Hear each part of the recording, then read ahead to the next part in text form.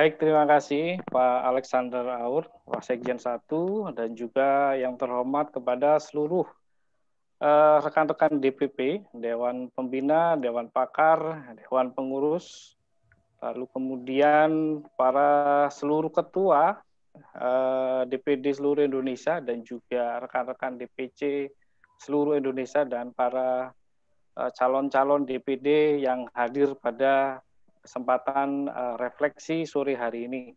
Terima kasih sekali diberi kesempatan pada momentum refleksi nasional ini, di mana para ketua itu hadir merepresentasikan 7 unsur, yang mana ini juga bagian dari semangat gerakan pembumian Pancasila, dan ini adalah bagian dari upaya yang mana juga harus terus dilakukan sebagai bagian dari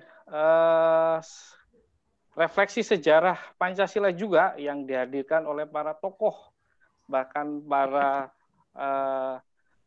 dari berbagai aliran. Lalu kemudian kalau kita lihat tentu pertama-tama saya ingin kita juga menundukkan kepala sama apa yang disampaikan oleh Pak Ketua Umum, bahwa kita punya para pejuang Pancasila, pejuang pembumian Pancasila di GPP yang sebelumnya hadir bersama kita, namun telah dipanggil oleh Tuhan Yang Maha Kuasa, Bapak W.S. Rudi Gunawijaya, Dewan Pembina GPP Provinsi Banten, Ketua DPD GPP Lampung, Bapak Iputu Suta, lalu Dewan Pembina DPD GPP Jabar, Pak Dedi Wijaya. Mari kita tundukkan kepala sejenak mengenang jasa dan komitmen para beliau sebagai pejuang gerakan pembumian Pancasila. Mari kita tundukkan sejenak. Baik, terima kasih. Bapak dan Ibu sekalian, tentu Pancasila seperti sebelumnya yang sudah disampaikan para tokoh yang tadi juga sudah mengawali diskusi kita pada refleksi kita pada sore hari ini, adalah sebagai sebuah kehendak mencari titik temu sebagai sebuah persetujuan dalam menghadirkan kemaslahatan kebaikan bersama, al-maslahatul al-amah, atau sebagai bonum comune, kesejahteraan bersama dalam suatu masyarakat bangsa Indonesia yang begitu majemuk dan beraneka ragam. Tentu dalam kehidupan bangsa dan negara, Pancasila menjadi titik tumpu, menjadi titik temu, dan menjadi pula titik tuju. Hal inilah yang kemudian mendasari bahwa negara butuh dasar negara, bahwa negara butuh ideologi, bahwa negara butuh spiritualitas bangsa, yaitu Pancasila. Tentu kalau kita lihat dan dengar apa yang menjadi visi misi negara kita berdasarkan Pancasila, itu merupakan sebagai sebuah cita-cita luhur dari para bapak bangsa, dari para pendiri, para tokoh pada waktu itu, yang menjadikan sebagai sebuah dasar konstitusi negara kita. Melindungi segenap bangsa Indonesia, memajukan kesejahteraan umum, mencerdaskan kehidupan bangsa, lalu kemudian ikut ambil bagian dalam ketertiban dunia berdasarkan kemerdekaan, perdamaian abadi, dan keadilan sosial. Namun, kalau masuk pada pertanyaan sebuah reflektif, apakah Indonesia selama 75 tahun sudah melaksanakan itu dengan berbagai kilasan sejarah dan capaian-capaian itu? Saya kira dengan visi misi negara berdasarkan Pancasila, Indonesia akan terus melakukan, mewujudkan cita-cita tersebut sampai betul-betul kapanpun, karena Indonesia sebagai dasar negara yang merupakan Pancasila itu adalah sebagai bagian yang tidak terpisahkan, kecuali pada suatu waktu Pancasila dirubah, muncul kesepakatan bersama. Ini tentu menjadi tantangan kita. Nah, itulah perlunya kita membangun gerakan pembumian Pancasila sebagai satu kehendak bersama ini untuk kemudian kita lakukan secara bersama-sama. Tetapi lebih lanjut kalau kita lihat dalam konteks bernegara, proses pemahaman Pancasila, wawasan kesejahteraan, wawasan konseptual, yuridis, visioner, lalu kemudian dalam tataran implementatif, masuk pada dimensi pengetahuan filosofis, keyakinan, dan tindakan, tentu masih jauh dari panggang dari api, karena kita lihat banyak sekali upaya-upaya merongrong Indonesia. Dan tentu dalam ranah suasana inklusi sosial ini, kalau kita lihat dalam krisis pandemi, kita lihat juga ada sekelompok aktor-aktor yang dalam tanda petik sengaja melakukan pembangkangan sosial yang saya kira itu tidak merupakan prinsip Pancasila itu sendiri. Tentu polarisasi, gejala, fragmentasi sosial, baik berbasis identitas keagamaan, kesukuan, golongan, dan kelas-kelas sosial, ini masih nyata, hadir, bahkan per detik hari ini kita masih merasakan betul apa itu fragmentasi sosial yang sengaja dikotak-kotakan oleh orang-orang dengan kepentingan tertentu, bahkan politik tertentu. Menguatnya politisasi identitas dan lemahnya kebudayaan cinta akan bangsa ini juga bagian dari tantangan kita sebagai insan bangsa mewujudkan gerakan pembumian Pancasila. Dalam ranah keadilan sosial tentu juga kita lihat kebijakan pembangunan yang masih berorientasi pada peningkatan pertumbuhan ekonomi. Tadi menarik data yang disampaikan oleh Ketua Dewan Pakar bahwa nilai hutang, lalu kemudian disparitas, lalu kemudian masih bertumpu, aktivitas ekonomi kita lebih kepada pertumbuhan, tidak masuk pada ranah pemerataan. Kita lihat dari berbagai daerah masih lemahnya ekonomi kita. Lalu tentu penting bahwa inklusi ekonomi ini harus didorong demi mengutamakan kepentingan nasional. 2 menit lagi Pak Bondan. Lalu juga munculnya saat ini kaum-kaum prekariat, kaum-kaum rentan yang akibat hilangnya pekerjaan dan lain sebagainya. Lalu kemudian kita juga perlu adanya penguatan pelembagaan Pancasila. Kita memang sudah ada BPIP, namun kita juga perlu penguatan institusionalisasi dan internalisasi nilai-nilai Pancasila itu dalam kerangka sosial, politik, ekonomi, dan budaya.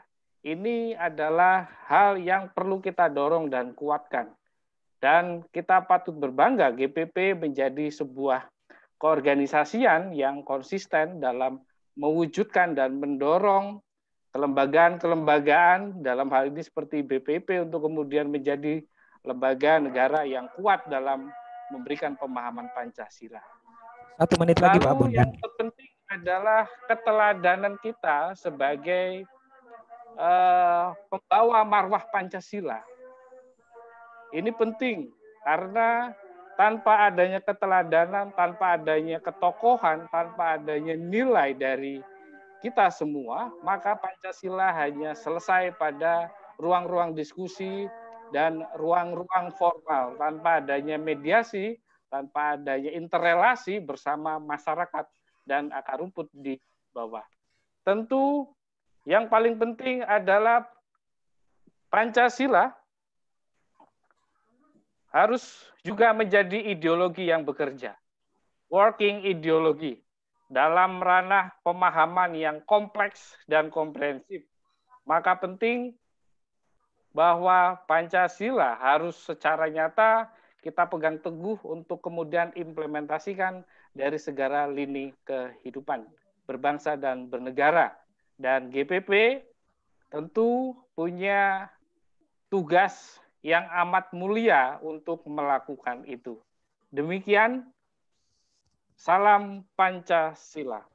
Baik, terima kasih Pak Alexander Aur, Wasekjen 1, dan juga yang terhormat kepada seluruh rekan-rekan DPP, Dewan Pembina, Dewan Pakar, Dewan Pengurus, lalu kemudian para seluruh ketua DPD seluruh Indonesia dan juga rekan-rekan DPC seluruh Indonesia dan para calon-calon DPD yang hadir pada kesempatan refleksi sore hari ini.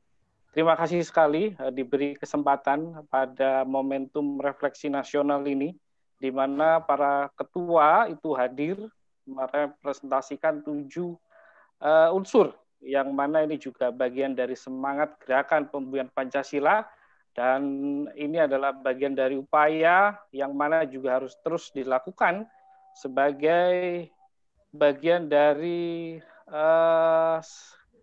refleksi sejarah Pancasila juga yang dihadirkan oleh para tokoh, bahkan para dari berbagai aliran. Lalu kemudian kalau kita lihat tentu pertama-tama saya ingin kita juga menundukkan kepala sama apa yang disampaikan oleh Pak Ketua Umum, bahwa kita punya para pejuang Pancasila, pejuang pembumian Pancasila di GPP yang sebelumnya hadir bersama kita, namun telah dipanggil oleh Tuhan Yang Maha Kuasa, Bapak W.S. Rudi Gunawijaya, Dewan Pembina GPP Provinsi Banten, Ketua DPD GPP Lampung, Bapak Iputu Suta, lalu Dewan Pembina DPD GPP Jabar, Pak Dedi Wijaya. Mari kita tundukkan kepala sejenak mengenang jasa dan komitmen para beliau sebagai pejuang gerakan pembumian Pancasila. Mari kita tundukkan sejenak. Baik, terima kasih. Bapak dan Ibu sekalian, tentu Pancasila seperti sebelumnya yang sudah disampaikan para tokoh yang tadi juga sudah mengawali diskusi kita pada refleksi kita pada sore hari ini, adalah sebagai sebuah kehendak mencari titik temu sebagai sebuah persetujuan dalam menghadirkan kemaslahatan kebaikan bersama, al-maslahatul al-amah, atau sebagai bonum comune, kesejahteraan bersama dalam suatu masyarakat bangsa Indonesia yang begitu majemuk dan beraneka ragam. Tentu dalam kehidupan bangsa dan negara, Pancasila menjadi titik tumpu, menjadi titik temu, dan menjadi pula titik tuju. Hal inilah yang kemudian mendasari bahwa negara butuh dasar negara, bahwa negara butuh ideologi, bahwa negara butuh spiritualitas bangsa, yaitu Pancasila. Tentu kalau kita lihat dan dengar apa yang menjadi visi misi negara kita berdasarkan Pancasila, itu merupakan sebagai sebuah cita-cita luhur dari para bapak bangsa, dari para pendiri, para tokoh pada waktu itu, yang menjadikan sebagai sebuah dasar konstitusi negara kita. Melindungi segenap bangsa Indonesia, memajukan kesejahteraan umum, mencerdaskan kehidupan bangsa, lalu kemudian ikut ambil bagian dalam ketertiban dunia berdasarkan kemerdekaan, perdamaian abadi, dan keadilan sosial. Namun, kalau masuk pada pertanyaan sebuah reflektif, apakah Indonesia selama 75 tahun sudah melaksanakan itu dengan berbagai kilasan sejarah dan capaian-capaian itu? Saya kira dengan visi misi negara berdasarkan Pancasila, Indonesia akan terus melakukan, mewujudkan cita-cita tersebut. Sampai betul-betul kapanpun, karena Indonesia sebagai dasar negara yang merupakan Pancasila, itu adalah sebagai bagian yang tidak terpisahkan. Kecuali pada suatu waktu Pancasila dirubah, muncul kesepakatan bersama. Ini tentu menjadi tantangan kita. Nah, itulah perlunya kita membangun gerakan pembumian Pancasila sebagai satu kehendak bersama ini untuk kemudian kita lakukan secara bersama-sama.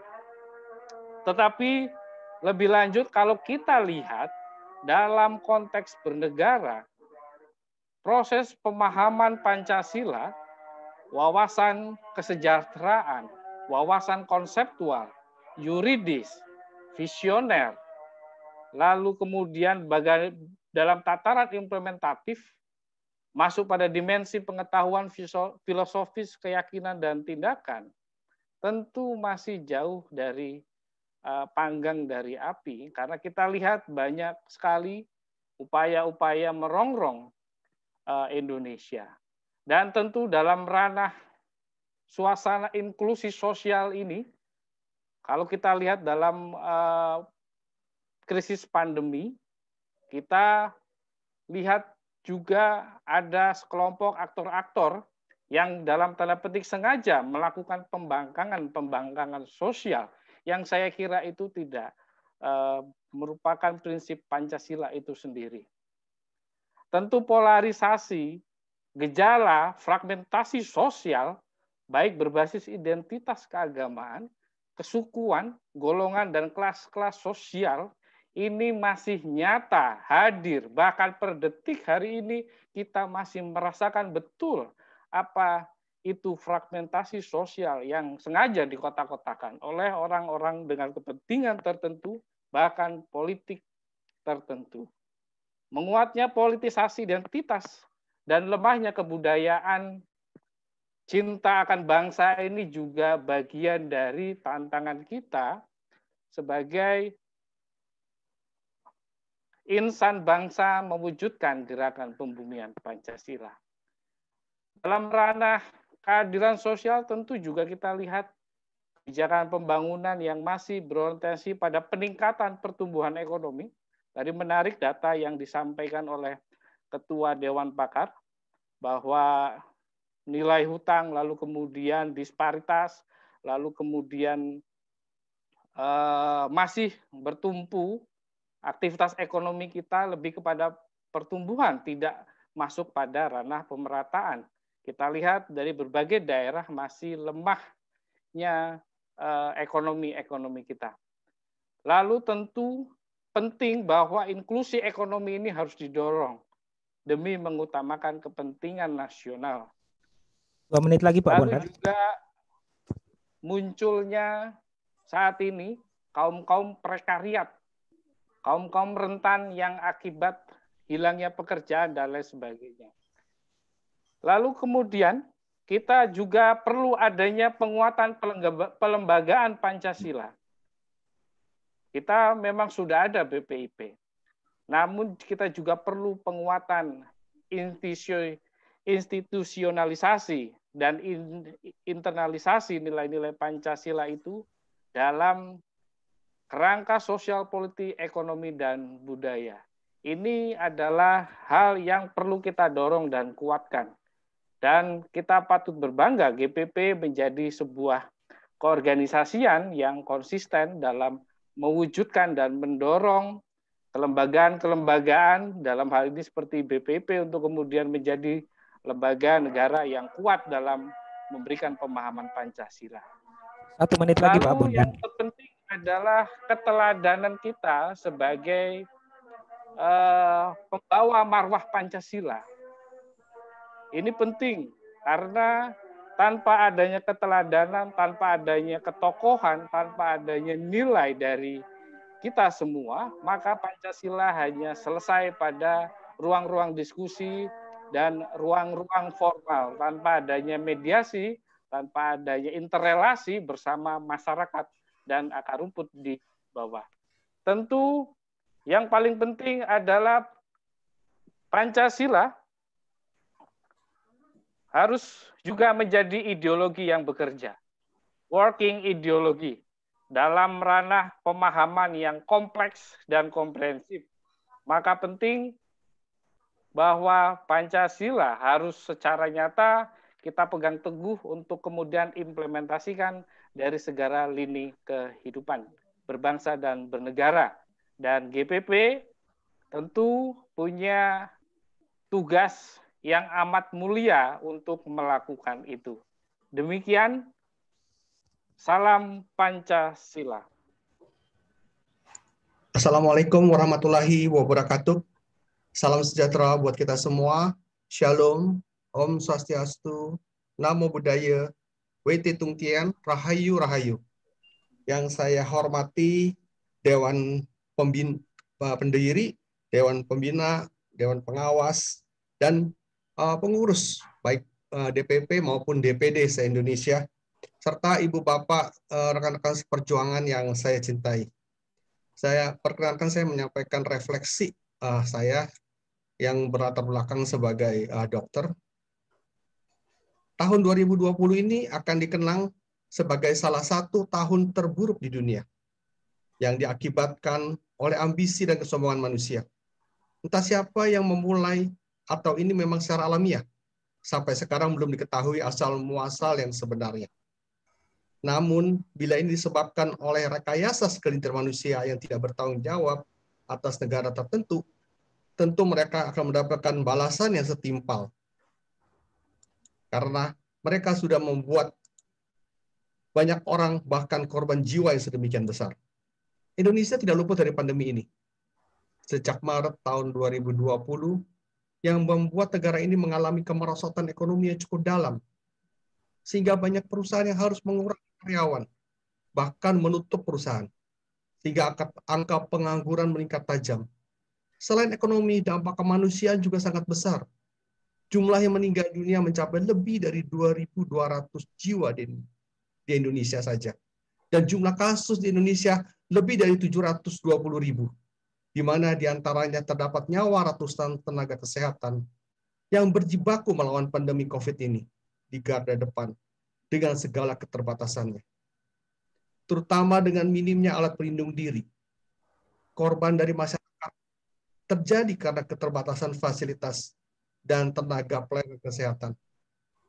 Kasus yang terus meningkat sampai akhir tahun ini adalah akibat dari ketidakpatuhan masyarakat dalam menjalani protokol kesehatan. Dan akibat kebijakan pemerintah, baik pusat maupun daerah, yang tidak konsisten dan tegas dalam menetapkan PSBB, sehingga pencegahan dan mitigasi pandemi ini tidak terkendali. Yang sangat disayangkan, pada saat rakyat sedang menderita seperti ini, ada beberapa pihak yang justru berusaha mengail di air keruh. Dengan segala daya upaya, mereka mempengaruhi masyarakat untuk tidak mematuhi petunjuk dan peraturan dari pemerintah. Membuat kerumunan dengan demo-demo dan pengumpulan massa, sehingga terjadilah klaster-klaster COVID yang baru.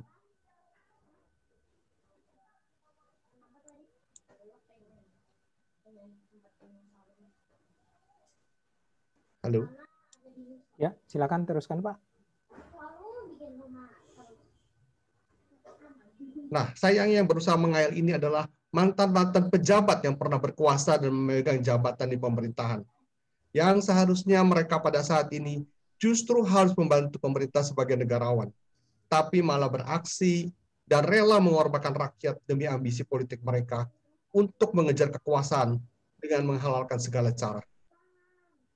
Belum lagi keterlibatan negara asing yang mempunyai kepentingan ekonomi, yang selama kepemimpinan Presiden Jokowi terancam dengan aset-asetnya yang selama ini telah banyak mengeruk sumber daya alam Indonesia, bekerja sama dengan pengkhianat-pengkhianat bangsa yang hanya berpikir untuk kepentingan pribadinya, memperkaya diri sendiri tanpa memikirkan kepentingan rakyat.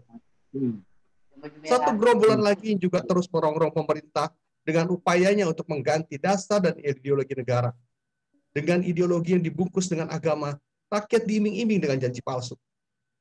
Padahal kita semua bisa melihat negara-negara yang berhasil mereka ubah ideologinya sekarang menjadi hancur dan rakyatnya menderita. Hanya pemimpin mereka yang menikmati di atas penderitaan rakyat. Dan terbukti bahwa semua janjinya palsu. Namun yang sangat disayangkan, banyak justru kaum intelektual yang berpendidikan yang justru mendukung dan terlibat bersama mereka. Sungguh mereka sudah kehilangan akal dan nalar. Kasihan agama yang dipakai sebagai alat untuk mencari keuntungan pribadi atau kelompok. Merekalah sesungguhnya yang patut disebut sebagai penista agama, yang merendahkan harkat dari agama itu sendiri. Yang sungguh ironis juga, di saat rakyat sedang menderita, masih ada pejabat yang tega mengkorupsi bansos COVID-19. Memang sesungguhnya pada koruptor sudah tidak punya hati. Dan koruptor bukanlah orang miskin, ya, yang mengambil uang rakyat untuk mempertahankan hidup. Tapi mereka untuk mempertahankan gaya hidup mereka yang hedonis. Sudah sepatutnya lah para koruptor dihukum berat, bukan hanya dipenjara dengan segala fasilitas mewahnya. Kalau kita lihat lengkaplah penderitaan rakyat, baik karena pandemi yang menyebabkan krisis ekonomi berkepanjangan, pengail di air keruh, pengkhianat bangsa yang bekerjasama dengan asing, serta gerombolan yang mau mengganti ideologi Pancasila. Dan ditambah dengan para koruptor. Mereka semua bekerjasama ya, untuk kepentingan mereka masing-masing. Untuk mengatasi ini semua, perlu ada tindakan tegas dari pemerintah. Sebab dari semua ini membuat pembangunan untuk kesejahteraan rakyat menjadi tersendat bahkan terhenti. Untuk mengatasi pandemi perlu upaya konkret dalam pencegahan dan pengendalian melalui edukasi, sosialisasi, disertai penindakan bagi yang masih melanggar protokol kesehatan tanpa pandang bulu. Jangan hanya berfokus pada pengobatan dan fasilitas yang mahal yang malah rentan dikorupsi. Tanpa pencegahan, maka seberapa banyak fasilitas rumah sakit yang disediakan pasti akan penuh. Hargailah nyawa tenaga kesehatan yang telah berjuang dengan sepenuh jiwa. Jangan sampai tenaga kesehatan menyerah dan terserah. Itulah yang kita takutkan kalau sampai tenaga kesehatan menyebut terserah gitu ya.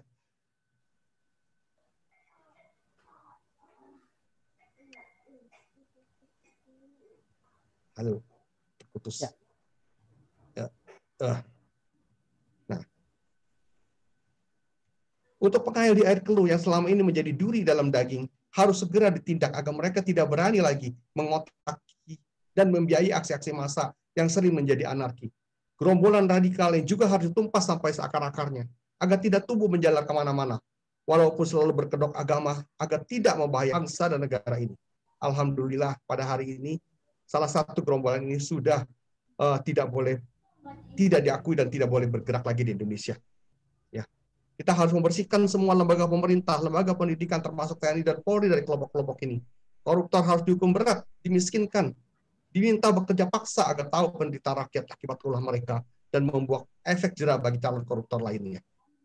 Mungkin kita butuh pemimpin otoriter yang baik, seperti contohnya Lee Kuan Yew, Perdana Menteri Singapura, agar pembangunan tidak terganggu oleh tangan-tangan busuk, sehingga cita-cita keadilan sosial bagi seluruh rakyat Indonesia bisa segera tercapai. Pemimpin yang pragmatis dan kompromis membuat rakyat selalu menjadi korban. Penguatan ideologi merupakan suatu hal yang kita harus lakukan, yaitu dengan cara membumikan nilai-nilai Pancasila agar benar-benar dapat dirasakan oleh seluruh rakyat. Bukan hanya slogan yang diawang-awang tanpa makna. Bukan dengan cara dogmatisasi yang memaksa tanpa tindakan nyata. Bila rakyat sudah benar-benar merasakan Pancasila sebagai pedoman hidupnya, maka akan sulit bagi ideologi untuk masuk, apalagi berkembang di bumi Nusantara ini. Bangsa dan negara ini dibangun bersama, dalam keberagaman, dan kita kaya akan sumber daya alam, budaya, dan tradisi luhur. Jangan biarkan negara ini direbut oleh tangan-tangan busuk. Jangan biarkan ini hancur akibat ambisi dan keserakahan orang-orang yang mengaku Indonesia, tapi tidak lebih dari pengkhianat bangsa yang tega mengorbankan rakyat untuk kepentingan pribadi dan kelompoknya. Waktu habis. Mari kita bersatu padu membangun bangsa dan negara kita cinta ini untuk masa depan anak cucu kita. Masa depan yang lebih baik, yang kita selama ini menjadi silent majority, sudah waktunya bergerak. Jangan diam, sebab kalau kita diam, mereka akan menang dan NKRI akan hancur. Pesan Presiden Soekarno, perjuanganku lebih mudah karena melawan penjajah.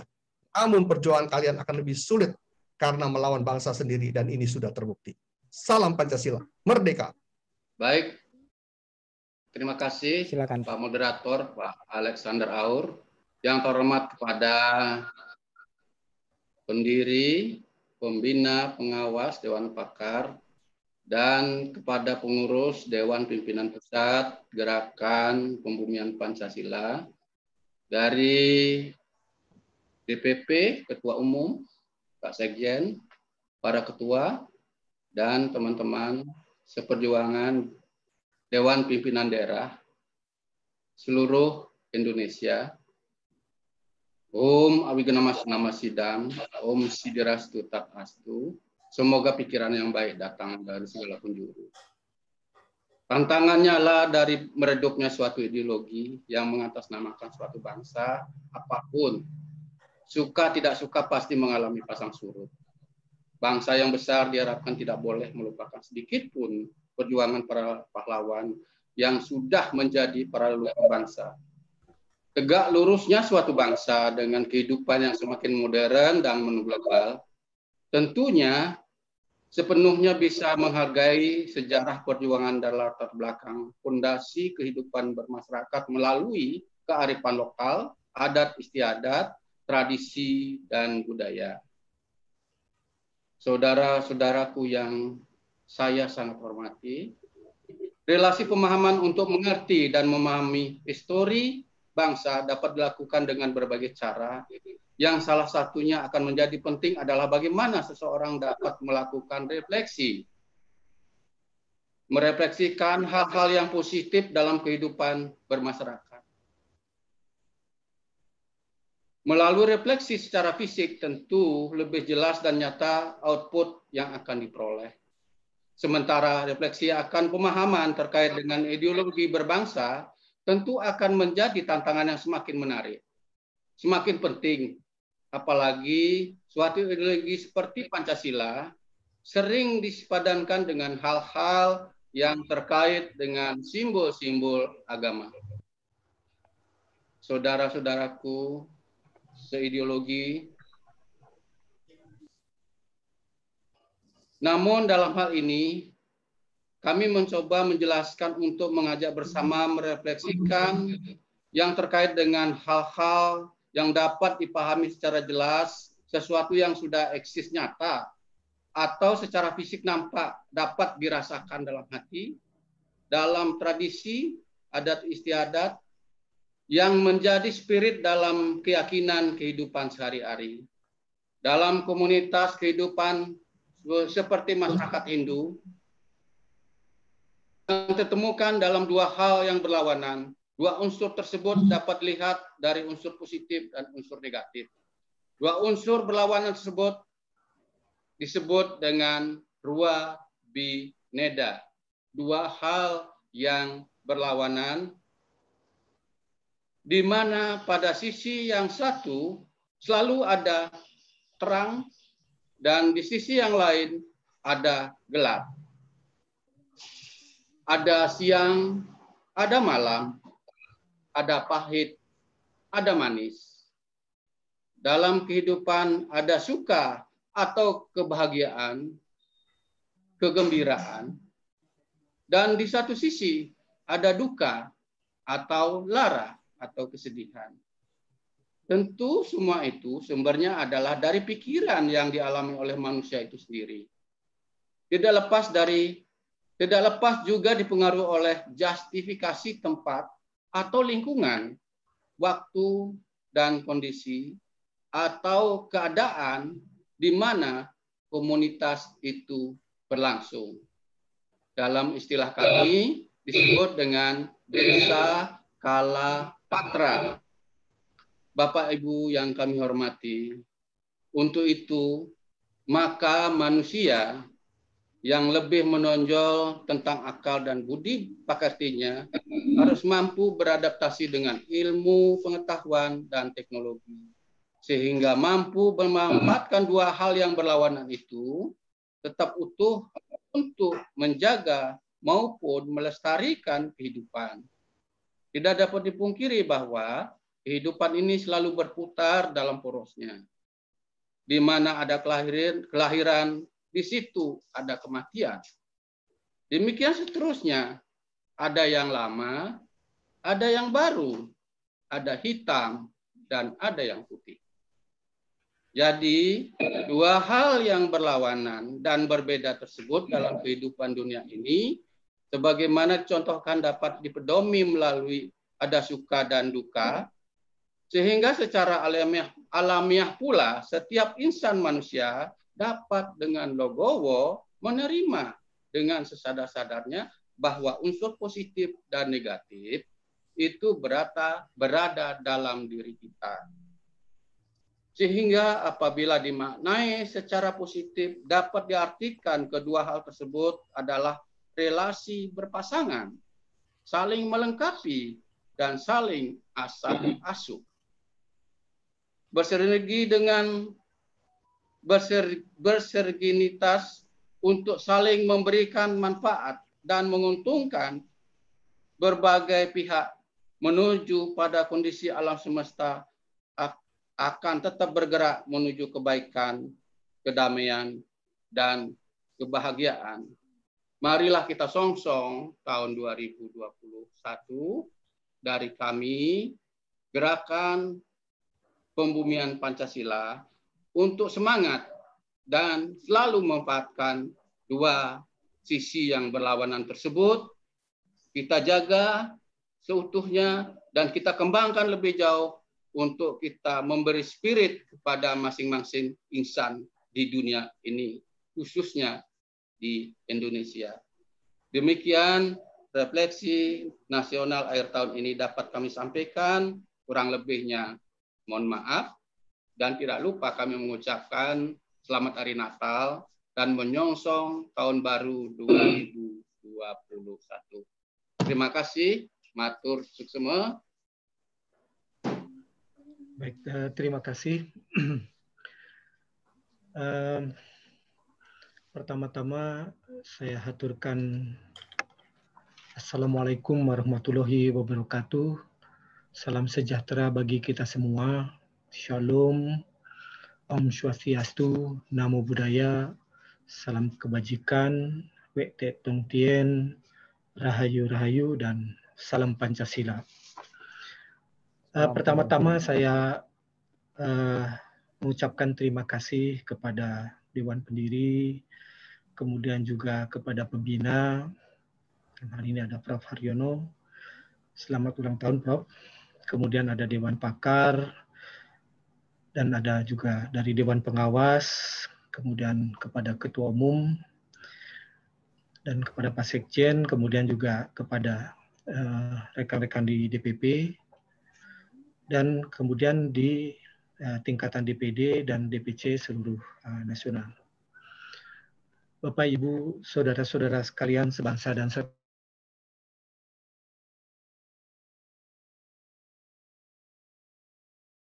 tentang pemahaman refleksi untuk tahun akhir, refleksi akhir tahun 2020. Saya mau mengangkat pemahaman tentang masalah bagaimana tentang nilai kesejatian daripada Pancasila ini. Bapak-bapak dan ibu sekalian, Indonesia memang merupakan negara yang beragam dari berbagai aspek, baik kekayaan alam, sistem keyakinan, dan budaya. Hal ini memang menunjukkan betapa luasnya dan dinamisnya ruang-ruang pertemuan antar berbagai aspek itu.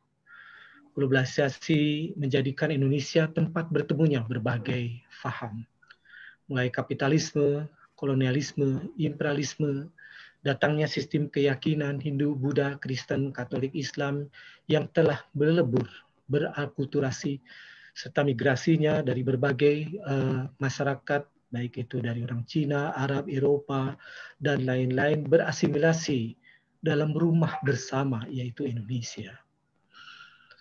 Indonesia menjadi tempat hidup bersama di 70.000 lebih pulau. Rumah bagi 300 lebih kelompok etnik, 700 ribuan bahasa dan dialek, dan 6 kelompok agama serta penghayat kepercayaan. Ini memang tidaklah mudah. Tentu mempunyai tantangan tersendiri yang berbeda dengan negara-negara lain dalam mempersatukan berbagai kepentingan yang beragam ini. Keberagaman memang mempunyai esensi adalah perbedaan. Namun perbedaan adalah bukan pertentangan. Tetapi pertentangan dapat menjadi perbedaan atau terjadi karena akibat perbedaan. Perbedaan atau pertentangan karena ras, etnik, agama, kepercayaan, kelas sosial, pandangan politik, dan gender yang berbeda itu seringkali dilekati ciri-ciri atau stereotip tertentu yang sebenarnya merupakan hasil daripada konstruksi sosial. Konstruksi sosial yang terjadi itu karena pertemuan dari berbagai aspek yang mempengaruhinya. Apabila tidak adanya pengendali, maka akan terjadi kehidupan seperti hutan rimba atau struggle for life, yang memungkinkan terjadinya perang di antara saudara-saudara kita sendiri. Nah, ini adalah catatan refleksi kita. Apakah kita mau sampai kita menjadikan perang di antara kita sendiri? Beberapa pesan dalam nilai kebudayaan telah disampaikan dalam cerita Bratayuda yang berarti perang saudara, yang menyampaikan bahwa pesan terjadinya peperangan saudara antara Kurawa dan Pandawa membawa dampak terhadap rasa sakit hati yang dibawa sampai kepada turunannya. Kita bisa melihat pada cerita Parikesit dan selanjutnya kepada turunannya. Sehingga cerita ini hampir analogis dalam konstruksi sosial di Indonesia. Pesan dalam cerita Bratayuda adalah peperangan dalam saudara tidak akan menghasilkan keuntungan. Tidak ada yang kalah dan tidak ada yang menang. Yang ada adalah menimbulkan rasa sakit hati sehingga akan mengungkapkan dendam kesumat. Apabila kita melihat pitutur Jawa, saya melihat ada satu pitutur Jawa yang mengatakan bahwa sugih tanpa banda, digdaya tanpa aji, nglurug tanpa bala, menang tanpa ngasorake. Berarti secara harfiah dapat diartikan kaya tanpa harta, memiliki kesaktian tanpa ilmu atau benda pusaka, menyerang tanpa bala pasukan, menang tanpa merendahkan. Oleh karena itu, dalam proses refleksi kita adalah proses perjuangan di Indonesia harus mengutamakan budi luhur atau budi utama. Sebagaimana yang telah disampaikan oleh Profesor Daud Yusuf yang menjelaskan tentang berdirinya Budi Utomo yang dikenal dengan Kebangkitan Nasional pada tanggal 20 Mei tahun 1908. Dasar perjuangannya adalah perpaduan antara semangat nasional yang tumbuh dan menyala untuk membasmi persoalan bangsa adalah dengan cara pencerahan akal budi yang dimungkinkan sekali oleh pengemban pendidikan dan kemajuan kebudayaan. Tentunya, Bapak-bapak dan Ibu-ibu sekalian, saudara-saudara sebangsa dan tanah air, harapan besar berdirinya negara Republik Indonesia adalah merdeka, bersatu, berdaulat, adil, dan makmur.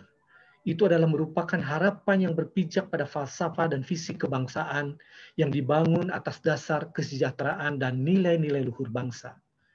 Kemajemukan keberagaman Indonesia dengan posisi strategisnya dalam pergaulan antara bangsa dan dinamika perkembangan bangsa Indonesia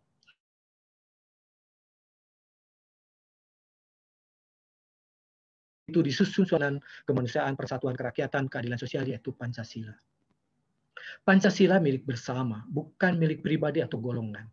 Oleh karena itu, Pancasila tidak perlu ditentangkan siapa yang paling Pancasilais. Pancasila adalah nafasnya bangsa Indonesia.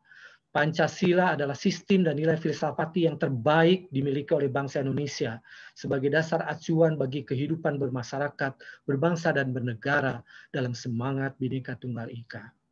Oleh karena itu, seluruh bangsa Indonesia wajib menjunjung tinggi, menjaga, dan mengaktualisasikan dan membela Pancasila.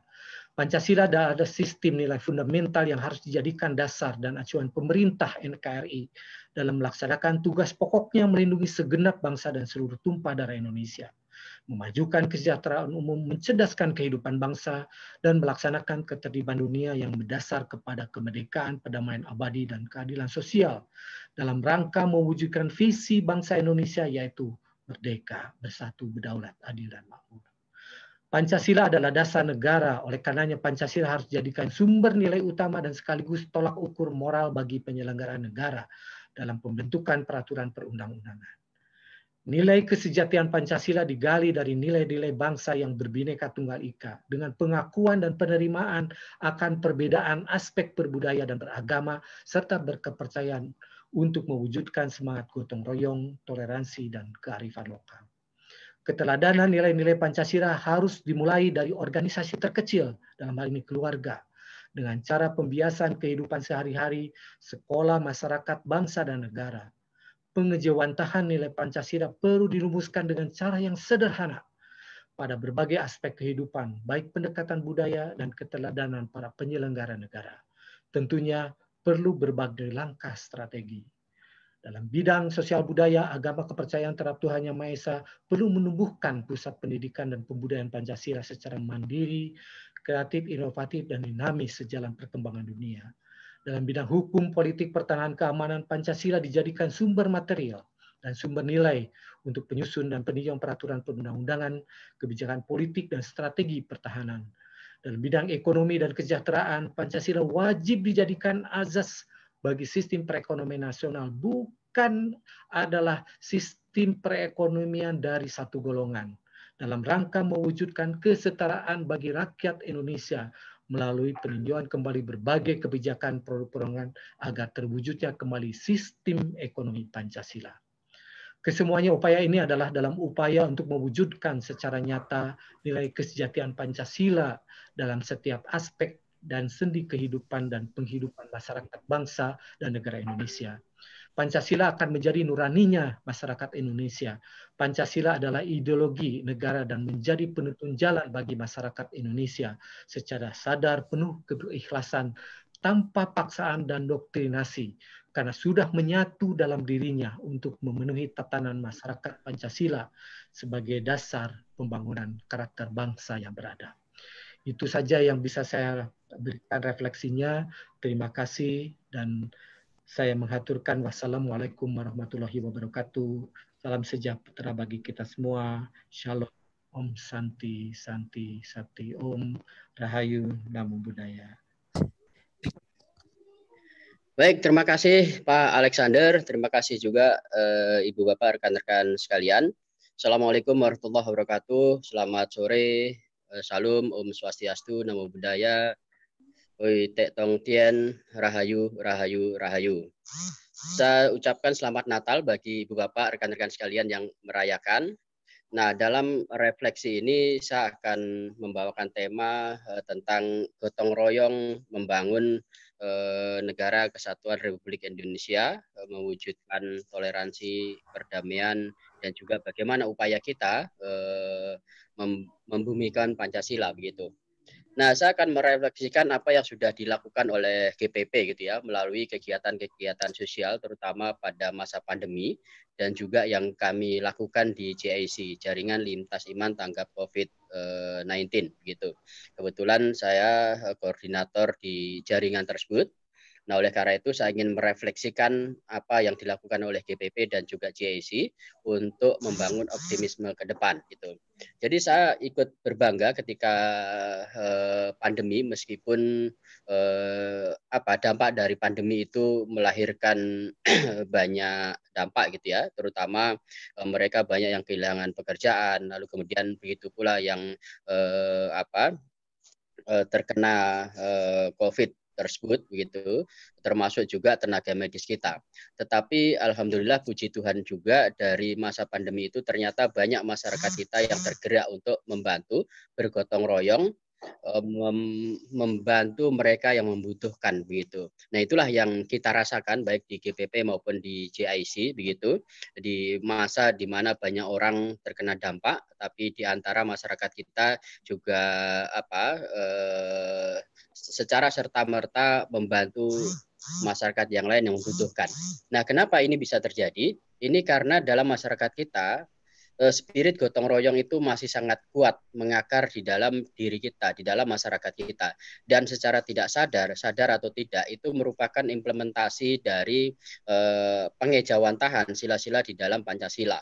Misalnya sila pertama ketuhanan yang Maha Esa ya. saya meyakini bahwa kenapa mereka itu yang memiliki kesempatan untuk membantu yang lain, karena meyakini bahwa meskipun agama kita berbeda, tetapi Tuhan yang kita sembah itu adalah Tuhan yang sama, Tuhan yang esa gitu. Nah, oleh karena itu sebagai sesama umat beragama maka sudah selayaknya kita saling membantu begitu. Lalu yang kedua adalah sila kemanusiaan yang adil dan beradab. Nah, mereka yang dengan ringan mengulurkan tangannya untuk membantu yang lain itu tidak terlepas dari jiwa kemanusiaannya ya. Mereka merasa bahwa kita tidak bisa hidup nyaman tersendiri, hidup dengan serba berkecukupan, tapi sementara banyak orang lain yang membutuhkan. Nah, oleh karena itu banyak di antara kita mengulurkan tangannya demi rasa kemanusiaan, demi membantu mereka yang membutuhkan gitu. Lalu yang ketiga, persatuan Indonesia.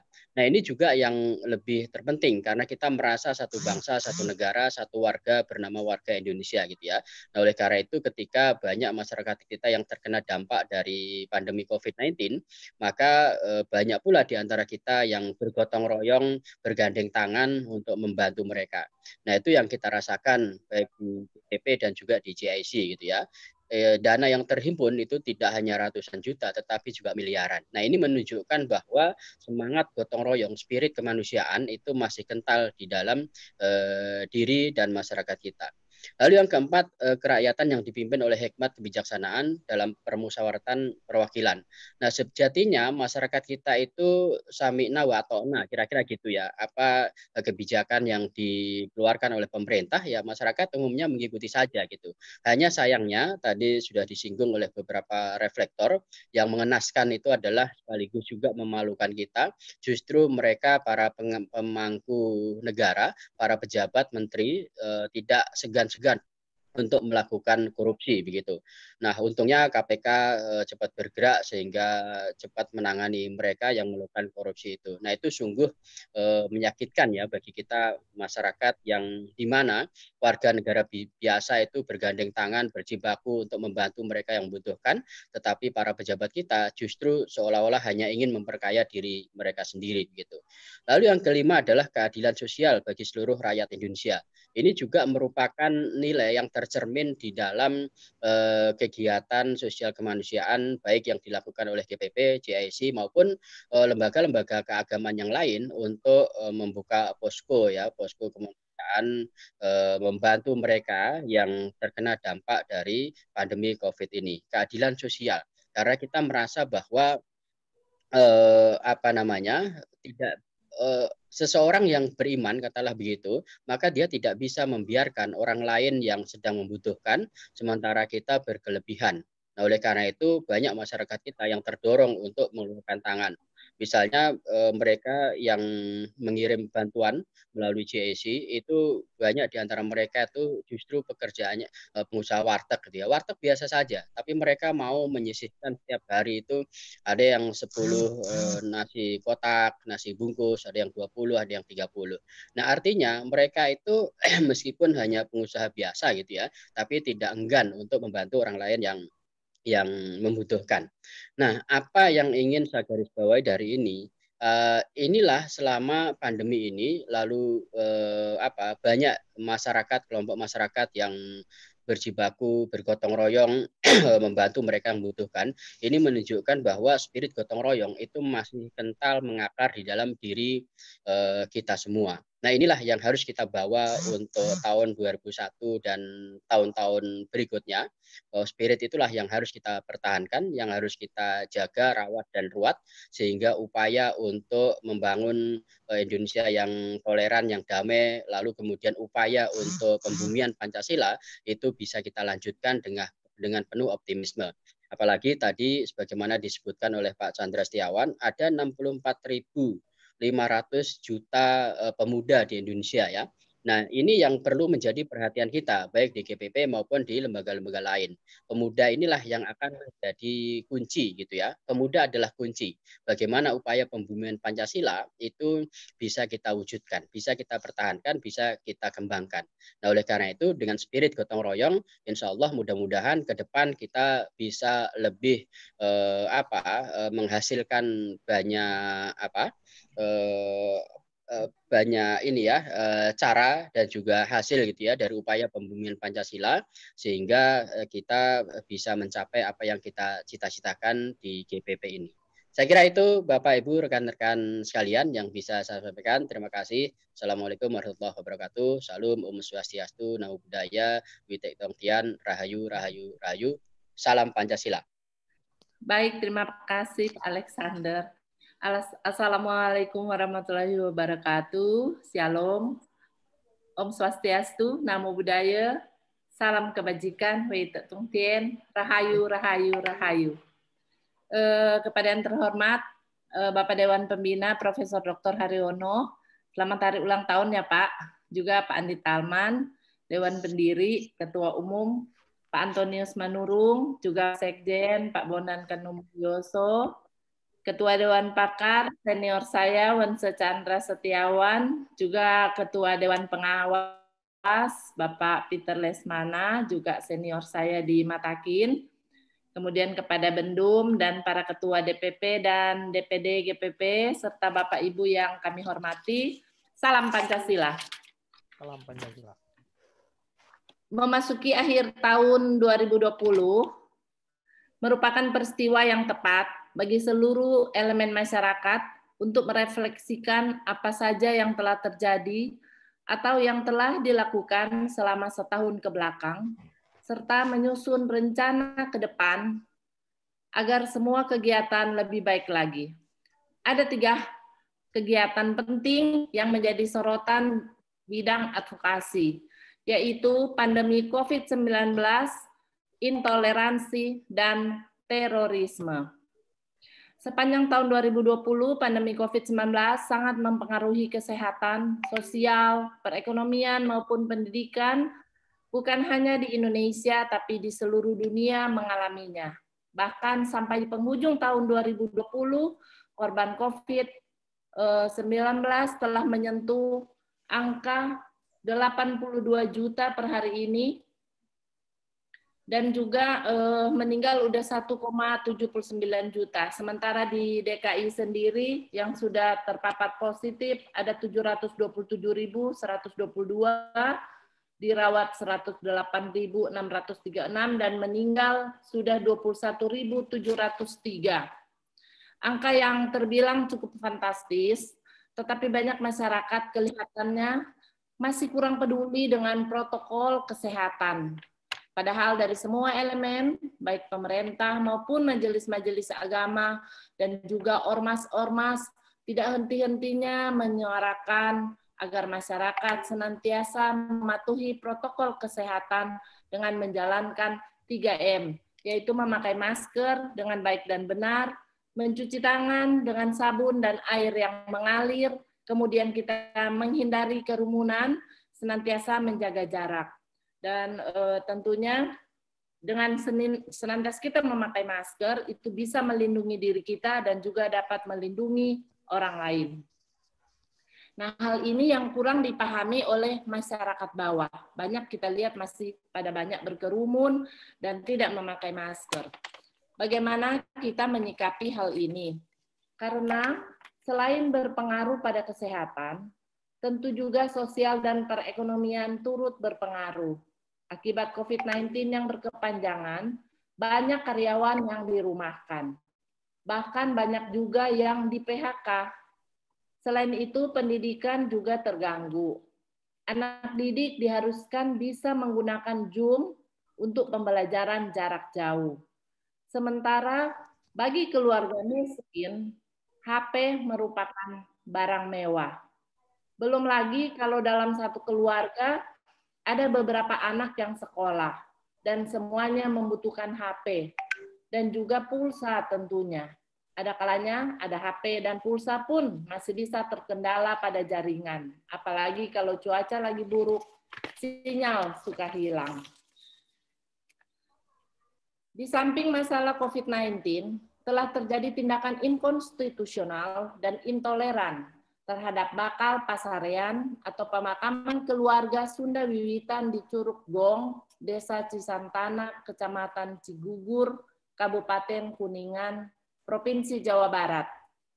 Untuk peristiwa ini, Gerakan Pembumian Pancasila telah memberikan seruan moral keprihatinan dengan nomor 27/8/DPP-GPP-7/2020 tanggal 22 Juli 2020 atas nama Dewan Pimpinan Pusat Gerakan Pembumian Pancasila, dan seruan moral tersebut ditujukan kepada pemerintah pusat, pemerintah daerah, maupun instansi-instansi yang terkait.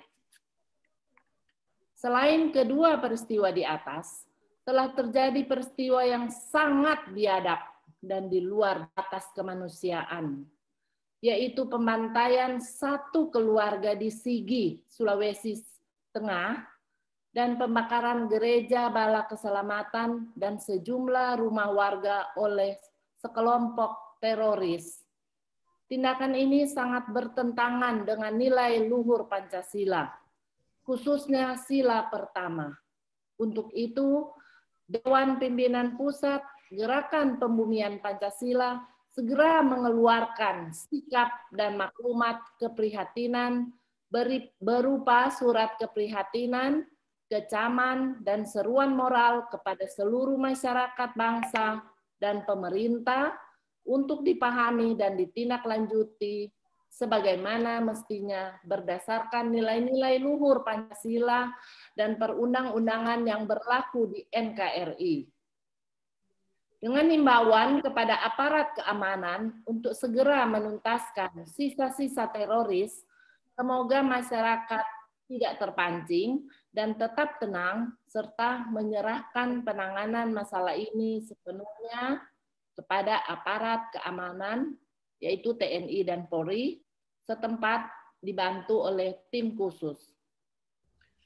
Semoga di tahun 2021 dan seterusnya, bencana pandemi COVID-19 sudah dapat diatasi oleh seluruh negara di seluruh dunia, khususnya di Indonesia. Dan juga toleransi di antara umat beragama semakin tinggi, agar tercipta kerukunan dan perdamaian, saling mengasihi, saling membantu, saling mendoakan agar lebih damai, dan segala bentuk intoleran, radikalisme, maupun terorisme dapat segera dituntaskan karena masyarakat saling peduli, menginformasikan hal-hal yang mengarah kepada tindak kekerasan agar segera ditangani oleh aparat keamanan. Harapan kami, kinerja Gerakan Pembumian Pancasila ke depan bisa lebih baik dan semoga dapat beraktivitas kita semua seperti sedia kala.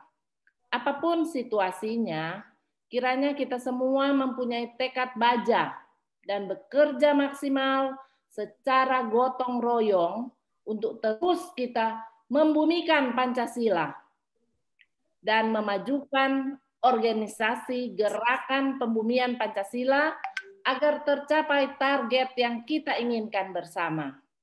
Akhir kata, selamat Hari Natal dan kepada umat Kristiani, dan selamat menyambut Tahun Baru 2021. Semoga di tahun yang baru semuanya lebih baik. Tomorrow will be better. Sancai. Salam Pancasila. Salam. Baik. Terima kasih Pak Moderator Pak Alexander Aur. Assalamualaikum warahmatullahi wabarakatuh. Salam sejahtera, Om Swastiastu, Namo Buddhaya, salam kebajikan, salam Pancasila, salam merdeka. Yang saya hormati dan saya banggakan, Dewan Pendiri Senior Dr. Andi Talman, kemudian Dewan Pembina Senior saya juga, Profesor Haryono, kemudian pengawas, Dewan Pengawas Bapak Peter Lesmana, kemudian Dewan Pakar Dr. Chandra Setiawan, kemudian Ketua Umum DPP, GPP, dan Sekjen, serta Bendahara Umum dan para ketua-ketua, serta seluruh rekan-rekan DPD Gerakan Pembumian Pancasila. Sudah beberapa hal yang disampaikan, saya pikir ini hanya beberapa hal pengulangan, namun tentu perlu saya sampaikan sebagai refleksi bersama kita di akhir tahun 2020. Bapak Ibu senior-senior sekalian, penghujung tahun 2020 akan kita lewati dan kita akan memasuki tahun 2021. Perjalanan setahun negara bangsa ini tentu perlu mendapat catatan sebagai refleksi bersama dan masukan dalam perbaikan perjalanan negara bangsa ini ke depan. Tentu catatan-catatan ini menjadi catatan yang serius yang perlu mendapat perhatian oleh pemerintah negara ini ke depan. Meskipun banyak dimensi yang perlu menjadi fokus, namun beberapa hal sebagai berikut akan menjadi fokus catatan akhir tahun hari ini. Yang pertama, pandemi COVID-19 sebagai ujian berbangsa dan bernegara. Awal tahun 2020 telah terdengar isu-isu mengenai pandemi COVID-19 ini menyerang beberapa negara. Tidak lama kemudian, negara-negara di dunia termasuk negara kita pun menjadi negara yang terkena penyebaran virus COVID-19 ini. Banyak spekulasi yang mewarnai penyebaran virus ini di awal-awal, mulai dari konspirasi global, penguasaan ekonomi dunia, dan isu-isu lainnya yang mewarnai segala macam munculnya virus COVID-19 ini. Namun, lepas dari itu semua, faktanya virus ini telah melumpuhkan sendi-sendi kehidupan kita dalam kehidupan berbangsa dan bernegara. Ekonomi mengalami penurunan, situasi di masyarakat menjadi berubah. Kita masuk pada satu era new normal dengan perilaku yang berubah pula. Pola hubungan kemasyarakatan menjadi berubah. Tidak ada lagi salaman tangan berganti dengan salaman gaya baru. Yang lebih menyedihkan adalah banyaknya korban yang meninggal dunia sampai hari ini akibat serangan virus COVID-19 ini. Tercatat hingga Senin 28 Desember 2020, jumlah kasus terkonfirmasi COVID jumlah 719.219 pasien dan 21.452 orang diantaranya meninggal dunia. Dan yang sembuh 589.978 orang. Atas korban yang meninggal dunia merupakan kesedihan bersama seluruh bangsa. Persoalan ekonomi juga menjadi hal penting yang mengalami persoalan di negara ini, di mana ekonomi menjadi turun dan kemungkinan depresi ekonomi serta resesi ekonomi kita. Tentu kita harus terus bangkit dalam menghadapi situasi ini, Bapak dan Ibu sekalian. Kita tidak boleh menyerah dan tidak boleh membiarkan situasi ini berlarut-larut. Kita jadikan ini sebagai ujian bersama negara bangsa, sebagai bangsa yang besar, kita bisa menghadapi tantangan ini. Presiden Republik Indonesia Bapak Insinyur Joko Widodo sebagai kepala negara dan sekaligus kepala pemerintahan selalu berupaya kita lihat untuk memberikan solusi yang solutif dalam menghadapi tantangan negara ini. Bantuan ke masyarakat digulirkan Bapak Ibu sekalian untuk menjamin keselamatan masyarakat, baik bantuan bahan makanan pokok hingga bantuan uang tunai. Kita tentu tidak bisa membiarkan Presiden bekerja sendiri, karena ini adalah persoalan bersama yang membutuhkan kerja bersama. Di masa pandemik ini kita juga dapat melihat sesama anak bangsa saling tolong-menolong. Jiwa gotong royong kita bekerja tanpa dikomandoi. Ada yang saling berbagi makanan, ada yang berbagi masker, dan ada yang berbagi hand sanitizer, dan lain sebagainya untuk melindungi seluruh anak bangsa. Inilah optimisme kita dalam menghadapi pandemik ini, Bapak Ibu, saudara-saudara kita senior sekalian. Suatu saat kita akan keluar dari ujian ini dan lulus sebagai pemenang. Akhir tahun ini menjadi bahan refleksi kita agar memasuki tahun 2021 yang hanya tinggal beberapa saat lagi, kita semakin optimis menjadi negara bangsa yang percaya terhadap diri sendiri. Vaksin telah didatangkan dan diberikan secara cuma-cuma oleh negaranya. Mari kita hadapi ujian ini secara bersama. Pemimpinan yang sah secara konstitusional harus didukung penuh dalam menghadapi ujian ini.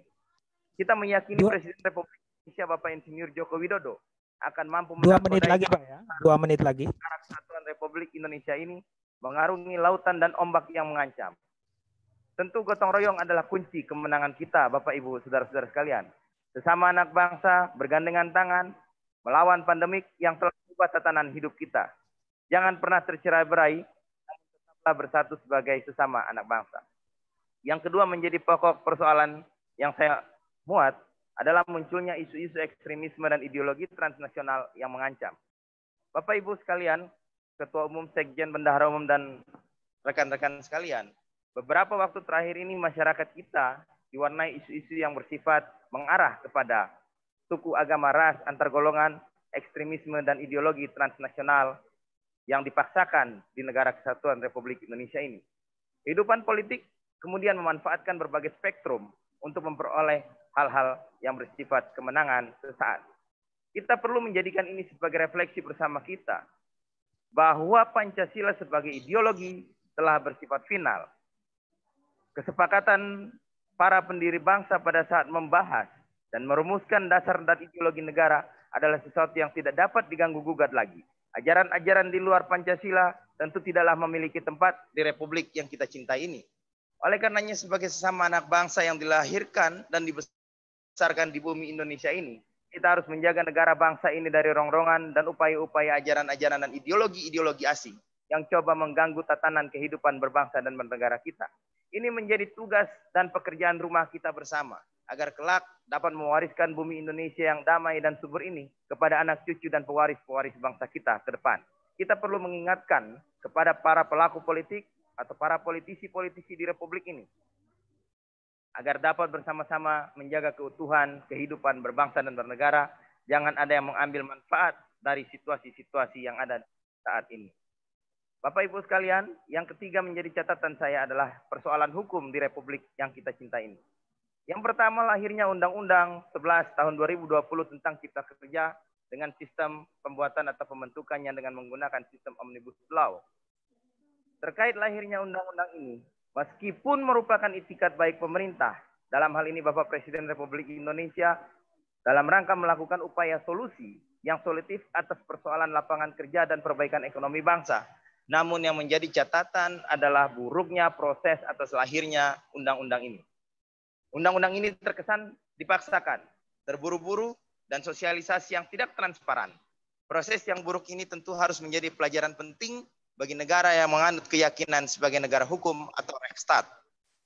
Meskipun isi dari undang-undang itu baik dan bertujuan baik pula, namun kita juga perlu melakukan proses yang transparan dan bertahap serta sosialisasi yang terbuka. Oleh karena itu kita membutuhkan perbaikan-perbaikan dalam perjalanan negara bangsa ini agar proses yang terbuka sesuai mekanisme yang menjadi hal penting dalam lahirnya suatu peraturan perundang-undangan perlu untuk diperhatikan dalam proses pembuatan peraturan perundang-undangan di negara ini. Berikutnya adalah persoalan korupsi. Negara ini sedang mengalami tantangan untuk menyelesaikan pandemi COVID-19 yang memberikan dampak yang tidak baik bagi masyarakat. Di saat masyarakat sedang mengalami kesulitan yang timbul akibat pandemi ini dan negara sedang berupaya mencari solusi atas persoalan yang ada, ternyata masih ada pihak-pihak yang melakukan dugaan tindak pidana korupsi. Hal ini tentu menjadi catatan penting bagi negara ini ke depan. Kita tidak ingin ada perilaku-perilaku yang sama yang dilakukan oleh aparatur-aparatur dan pejabat-pejabat negara. Dalam kondisi normal saja, suatu dugaan tindak pidana korupsi haruslah mendapat sanksi yang tegas dan berat. Apalagi di saat negara ini sedang mengalami persoalan pandemik. Maka sesuai dengan aturan yang ada, koruptor di masa pandemi ini, apalagi terkait kemaslahatan hidup orang banyak, tentu perlu mendapat sanksi hukum yang lebih tegas dan lebih berat sesuai dengan ketentuan peraturan hukum yang ada di dalam Undang-Undang Pemberantasan Tindak Pidana Korupsi atau Undang-Undang Tipikor. Maka perlulah waktu sudah habis. Langsung ke kesimpulan. Baik. Maka perlulah DPP GPP memberikan saran untuk melakukan pemberatan bagi koruptor di masa pandemi. Demikian yang perlu kita sampaikan, Pak. Semoga spirit perjuangan dan spirit Pancasila tetap ada dalam diri kita masing-masing. Selamat menyambut tahun 2021 untuk kita semua. Wassalamualaikum warahmatullahi wabarakatuh. Salam sejahtera. Om Santi Santi Hom. Namo Buddhaya. Merdeka. Salam Pancasila. Salam. Assalamualaikum warahmatullahi wabarakatuh. Salam sejahtera bagi kita semua. Om Swastiastu. Namo Buddhaya. Wete Tung Tien. Salam kebajikan, rahayu, dan kepada seluruh sahabat saya sampaikan salam Pancasila. Ada banyak hal yang sudah kita terima, sudah kita dapatkan masukan dari banyak reflektor pada hari ini, dan semuanya kita sambut secara luar biasa. Saya memberi judul dari refleksi ini, defisit kerja peradaban dan ancaman krisis nasional. Saya ingin memulai dari dua hal yang saya lihat telah menghunjam kuat ke dalam jantung kehidupan berbangsa dan bernegara kita pada hari ini. Yang pertama adalah adanya pengaruh eksternal dari kehidupan kebangsaan dan kenegaraan kita. Dan yang kedua, adanya problematika internal, problematika kebangsaan, problematika kenegaraan yang ada di tengah-tengah kita hari ini. Secara global, saya mencatat pertama adalah kita sudah menghadapi hampir satu tahun krisis pandemi, krisis kesehatan global, di mana berbagai pendapat muncul, dan saya kutip beberapa di antaranya mengatakan bahwa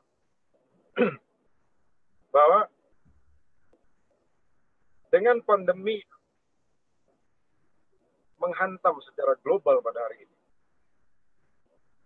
yang kelihatan adalah kita punya masalah yang luar biasa secara global.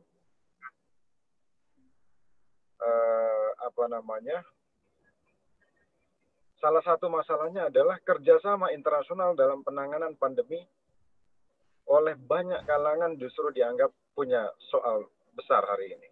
Kita tahu gotong royong secara global itu menjadi soal terbesar dalam soal pandemi ini, dan itu salah satu soal yang muncul di tengah-tengah kehidupan masyarakat global. Sehingga dengan adanya isu-isu kehidupan yang ultranasionalis, hanya mementingkan suatu bangsa, hanya mementingkan dirinya sendiri, itu akan membuat problema antar bangsa itu menjadi lebih besar. Yang kedua, sepanjang 2020 juga masih kelihatan semakin memburuknya lingkungan global. Kita tahu banyak masalah lingkungan, banyak masalah yang mengitari kita, bencana alam, dan beragam tindakan kita yang masih saja mengoyak keadilan bagi alam semesta ini. Rongga cemaran dari udara kita masih tetap menganga, lapisan ozon masih terbuka, dan seterusnya. Yang ketiga, sepanjang 2020, ya, suara saya bagaimana? Ya, lanjutkan Pak. 2 menit lagi Pak. Baik, yang ketiga adalah perang antar negara. Itu juga masih terjadi sepanjang 2020. Terutama yang saya catat adalah perang cyber antar negara. Itu juga sangat luar biasa sekarang, dan intinya itu juga berpengaruh terhadap kita. Yang keempat, terjadinya turbulensi, kekacauan secara sistemik. Dan yang kelima, secara sistemik maksudnya dalam hal pola pikir dan banyak gagasan yang hari ini memunculkan tanda tanya besar, misalnya media sosial, itu secara global yang paling sangat mempengaruhi kita. Juga ada demokrasi yang oleh sebagian kalangan juga masih juga menjadi big question, tanda tanya besar, akankah ini mampu mengeluarkan manusia secara global dari masalah, karena di sejumlah negara justru ini membuat masalah. Di dalam negeri tak kalah pentingnya, pertama adalah soal pandemi, itu juga menjadi soal sampai sekarang bagi kita. Bagaimana upaya kita menghadapinya? Walaupun di negara-negara besar, kita termasuk secara reflektif 20 tahun pandemi ini bisa dikatakan kita salah satu negara besar yang cukup mampu mengatasi soal pandemi. Yang kedua, tidak kalah penting adalah peristiwa intoleransi yang sebagaimana tadi sudah banyak dibahas, dan seterusnya.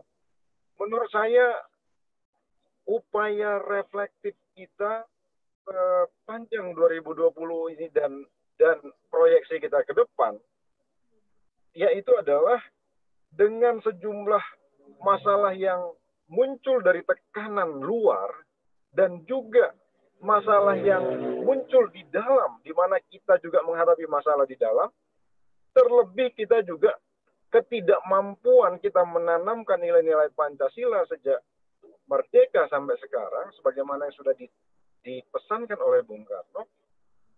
Menurut saya itu yang menjadi solusi.